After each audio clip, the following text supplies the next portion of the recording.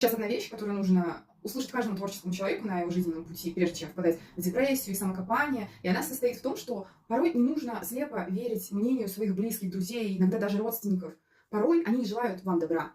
А даже если и желают, порой они просто не понимают, что вы делаете. Они могут не разбираться в творчестве или в бизнесе, или в чем-то ином, чем вы занимаетесь. Но самое интересное состоит в том, что даже люди, шарящие, например, за музыкальную индустрию, даже они не могут быть уверены в том, найдет ли отклик ваше творчество или нет. И прямое доказательство моим словам — это интервью Андрея 3000 из группы Outkast.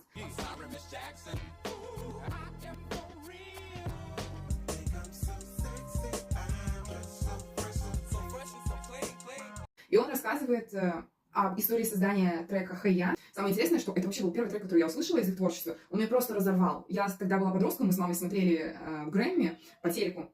И это было что-то бомбическое вообще, нам так понравилось обеим притом.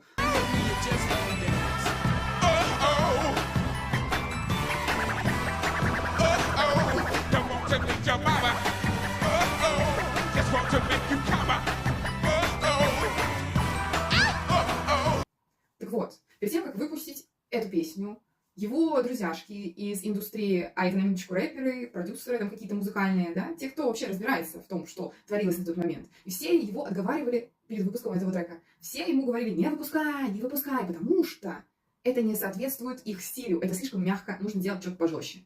В итоге он думал, взял и выпустил. И это просто взорвало, это вообще увеличило их популярность в разы. Так вот, не парьтесь, кто что говорит. Никто ничего не знает в этом мире. Вообще ничего. Делайте, что вам хочется делать. Делайте, что вы любите, делайте от души.